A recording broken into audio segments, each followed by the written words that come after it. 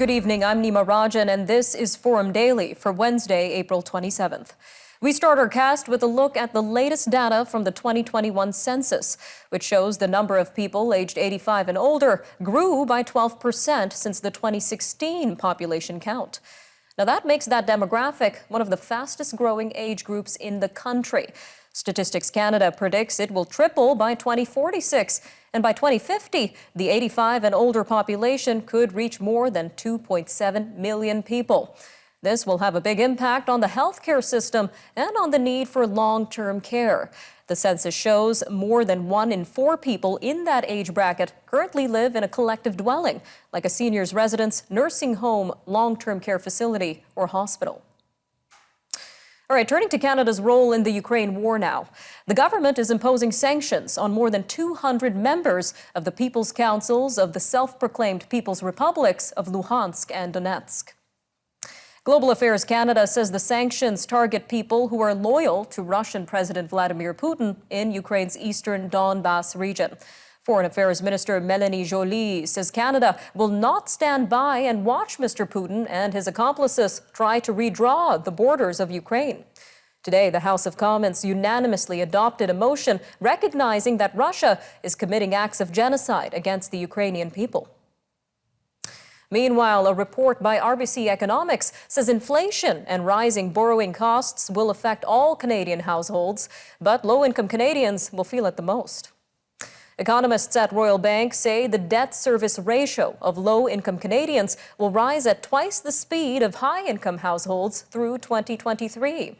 On the inflation side, RBC estimates the lowest-income Canadians will also be more affected.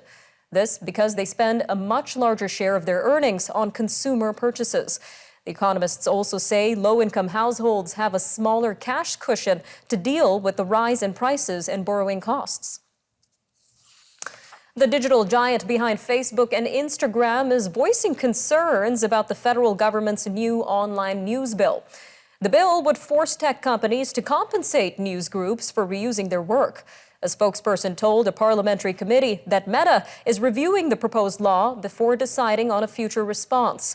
Canada's bill is modeled on law in Australia, which Facebook protested by introducing a temporary ban on viewing and sharing news on its social media site last year. Heritage Minister Pablo Rodriguez is hitting back at Meta, saying the threat will not go down well with Canadians. From Facebook to fish farming, the BC Salmon Farmers Association says it is encouraged by a ruling from a federal court judge. The judge has set aside a federal order that would have phased out fish farming in the Discovery Islands. He said Ottawa breached the right to procedural fairness, which was owed to the 19 farms that were expected to shut down by the end of June. The ruling supports the fish farm operator's request for judicial review and upholds the injunction that permits restocking of Discovery Island fish farms. Moving to Manitoba now, where communities dealing with overland flooding are ramping up preparations to protect buildings from another deluge. This comes as a weather system threatens to dump more rain and snow on southern Manitoba starting Friday and throughout the weekend. In its latest flood bulletin, the province said water levels in the Red River Basin are at peak and staying steady or slowly declining after 2 days of rapid increases. An organization that represents 74 First Nations in Saskatchewan wants the Pope to visit the province. The Federation of Sovereign Indigenous Nations wants the Pope's visit to Canada in July to include a stop at a residential school gravesite. And it is calling on the Canadian Conference of Catholic Bishops to make it happen. It has suggested the former Muskowekwan Indian Residential School, where 35 possible unmarked graves were discovered last year. Saskatchewan had one of the largest numbers of residential schools in Canada, with 22 institutions across the province. Around half were operated by the Roman Catholic Church. The 2021 census shows that more than 100,000 Canadians 15 and older identify as transgender or non-binary. This is the first count of transgender and non-binary people, and one activist says it's about time. Gemma Hickey received a gender-neutral birth certificate in 2017, and she hopes the census will spark conversations about the sex a person was assigned at birth versus their gender. Toronto-based tutor Matea Roach is still running with her hot streak on Jeopardy! The 23-year-old who grew up in Halifax racked up her 16th win on Tuesday's episode of the LA-based quiz show. Her latest payday of $16,200 brings her 16-day tally to just under $369,000. We'll be right back.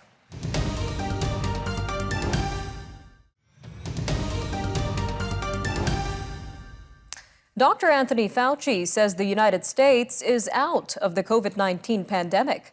The chief medical advisor to President Joe Biden said this in an interview with PBS NewsHour Tuesday. Dr. Fauci, who is also the director of the National Institute of Allergy and Infectious Diseases, mentioned that the U.S. is at a low level right now in terms of infections, hospitalizations, and deaths. Meanwhile, back at home, restrictions continue to ease amid the current wave of the highly transmissible Omicron BA2 subvariant. So when will Canada declare the pandemic phase in this country over? Well, joining us now in our weekly medical segment is Dr. Abhishek Raut, Medical Director at Appletree Medical Group. Dr. Raut, welcome back to Forum Daily. Pleasure to be here. So what does Dr. Fauci mean when he says the pandemic phase is over in the United States? That's right. So when Dr. Fauci says that, what he means is the United States doesn't have the 900,000 new infections a day or tens and tens of thousands of hospitalizations and thousands of deaths that they did experience during the pandemic. They really are at a much lower level right now. As of yesterday, the United States was about 55,000 new infections, close to around 11,000 hospitalizations and 300 deaths. So COVID-19 cases in the United States have definitely tumbled dramatically over the past few months as the Omicron wave has receded. But daily cases are still climbing a little bit there. And so for now, it seems that the worst of the pandemic may be over for the United States. So what does this mean for Americans overall, Dr. Raut? Can they go back to regular life without precautions like social distancing and masking? It's interesting. I think what regular life is has really changed forever, regardless of the precautions or lack thereof in masking or sanitizing or social distancing. I think a lot of people have automatically incorporated it into their practice, despite the guidelines saying they may not need it anymore. A poll in the United States showed that 44% say that they still wear a face mask around people outside their homes. About 40% avoid non-essential travel compared to 60% in January. And about 47%, so nearly half, regularly stay away from large groups, which is down from 65% in January. And what is the likeliness of the U.S. falling back into a pandemic phase following this announcement, Dr. Raut? It's interesting. I think it's very much possible to fall back. As Fauci says, the world is still in a pandemic. There's no doubt about that. And there's no misinterpretation of that. They're still facing a pandemic. But there's an interesting report from the Center of Disease Control that shows that roughly 3 in 5 people in the United States have already been infected by COVID-19. About 1 in 4 people had a first-time infection during this winter wave caused by the Omicron variant. So what that suggests is the country as a whole has a much higher level of collective immunity than before Omicron, which is far less clear how long this immunity will persist.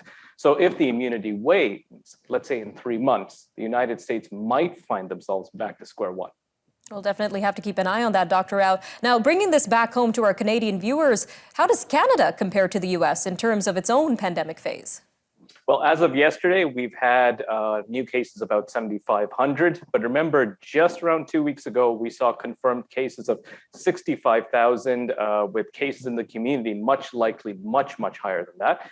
But according to our own COVID-19 experts, after more than 2 years of the COVID-19 pandemic, about a third of Canadians have been infected with the virus. So that seroprevalence analysis of the blood samples across the country shows that that rapid spread of Omicron variant has probably doubled the natural infection rate. So with that infection comes immunity. So I am very optimistic that we too will be soon out of this pandemic phase.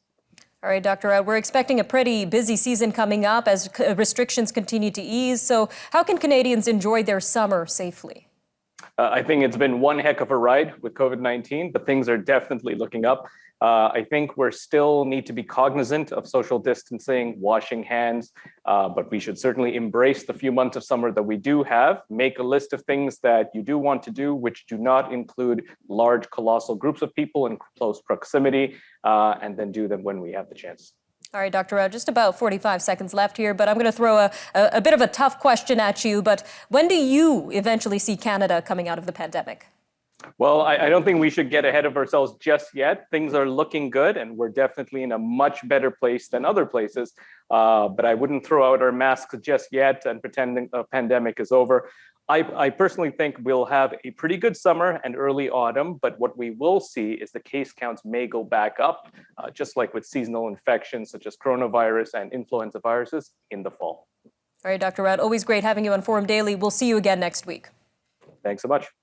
Stay with us. Forum Daily will be right back with more news from around the world. The Federal Natural Resources Minister says using hydrogen to reduce GHG emissions is feasible. We'll have that story and more coming up next.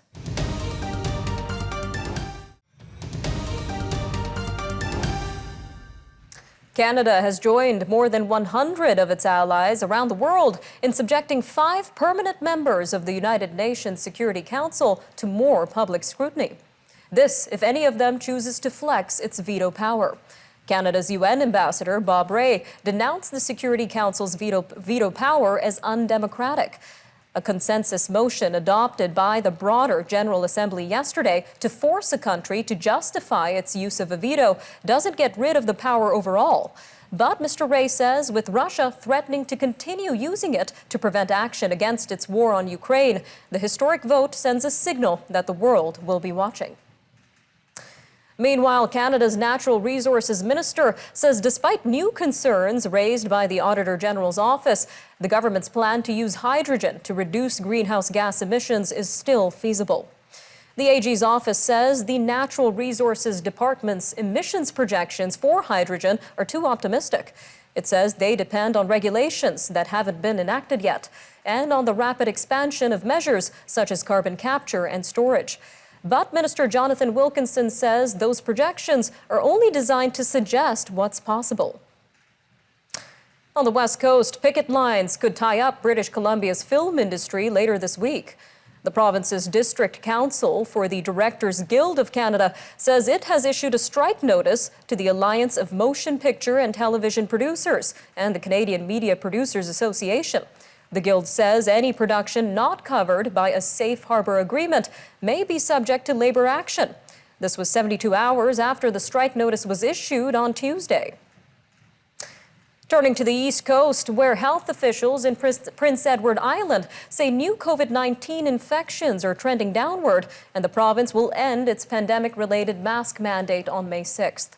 Chief Public Health Officer Dr. Heather Morrison says masks will still be mandatory in some high-risk places.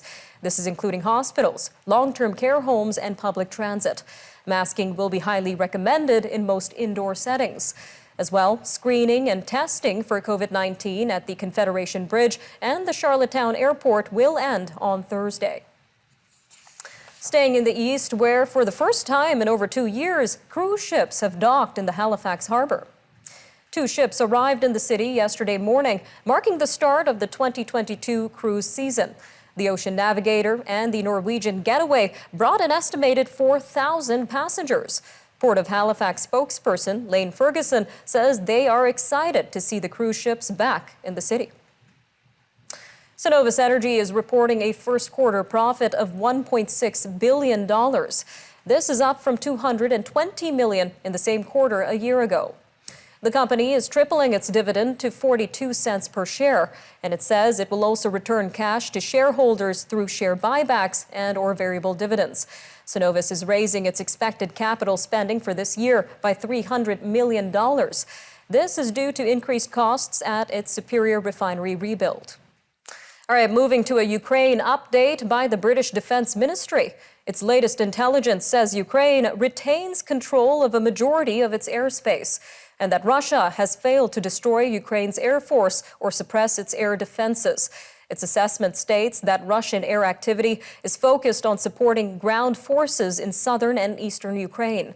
It also believes most airstrikes on Mariupol are probably being conducted with unguided bombs, which are difficult to target and increase civilian casualties.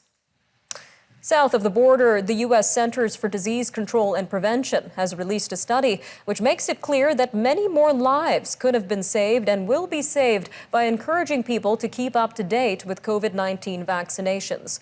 The study was based on more than 30 million cases of COVID-19 and more than 400,000 deaths in U.S. counties with high vaccine coverage.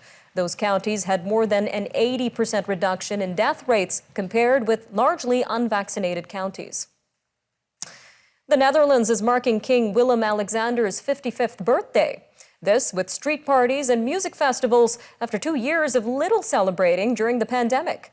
The king used the event to voice his criticism of Russian President Vladimir Putin. He also expressed gratitude for being able to celebrate his birthday in peace and freedom. An Ipsos poll shows Willem-Alexander's approval rating is slipping, which is prompting him to reply that he values constructive criticism. He says without it, you can end up like a Putin, and nobody wants that. And now here's something to cheer about. Members of Regina's Rebels cheerleading athletics team, known as Smoke, finished in first place Monday night at the Cheerleading World Championships in Orlando, Florida. They beat 28 groups from around the world to claim this title. Members of the team say they hope their success will lead to the sport growing in the province. A lot more news from around the world coming up next, so stay tuned on Forum Daily.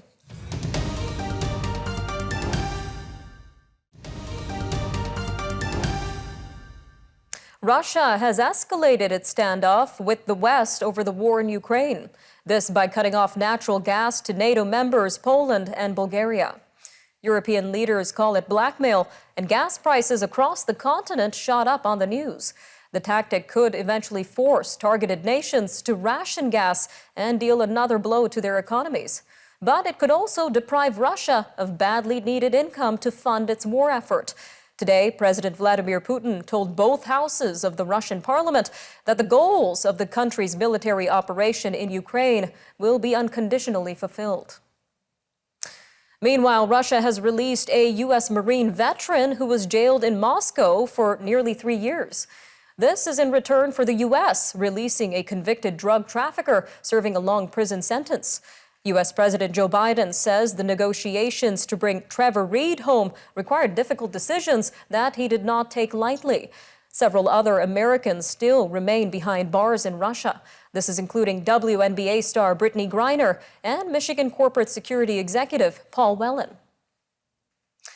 All of this comes as the head of the International Atomic Energy Agency is warning a nuclear plant currently under Russian occupation in Ukraine needs repairs. Rafael Grossi says the situation at Europe's largest nuclear plant is not sustainable and that it's like a red light blinking.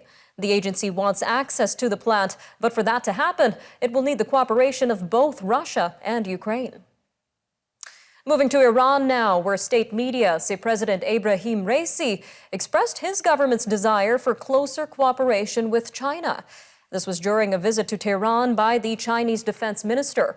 The report says Mr. Raisi told China's Minister of National Defense, Wei Fenghe, that such strategic ties would serve to confront what he's described as U.S. unilateralism.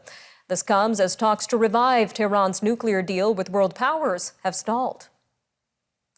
Meanwhile, a senior Australian minister is suggesting that China deliberately announced its security pact with the Solomon Islands during an election campaign to undermine her government's chances of re-election. Home Affairs Minister Karen Andrews' accusation on Wednesday is consistent with her Conservative Liberal Party's argument that Beijing wants the center-left Labour Party to win the May 21st election. This because Labour lawmakers are less likely to stand up to Chinese economic coercion. Labour has described the Australian government's inability to prevent the deal as its biggest foreign policy failure in the Pacific since World War II. In military-ruled Myanmar, a court has convicted the country's former leader of corruption and sentenced her to 5 years in prison. Aung San Suu Kyi was a Nobel Peace Prize winner in 1991 for her push for democracy and human rights. She was ousted by an army takeover in February last year. The 76-year-old has denied allegations that she had accepted gold and hundreds of thousands of dollars given to her as a bribe by a top political colleague. South of the border, a poll finds American adults 65 and older feel much better prepared to age in their own homes. This is compared to those in the 50 to 64 age group who are mostly still in the final stretches of their working years. The Nork Center for Public Affairs research poll for the Associated Press says growing old in your own home is a widely held aspiration. Nearly 80% of respondents 65 and older said they're extremely or very prepared to stay in their current home as long as possible. This versus about 60% in the slightly younger age group. To the east, Japan is getting a little greener. Tokyu Railways, one of the country's major rail systems, has switched to power generated only by solar and other renewable sources.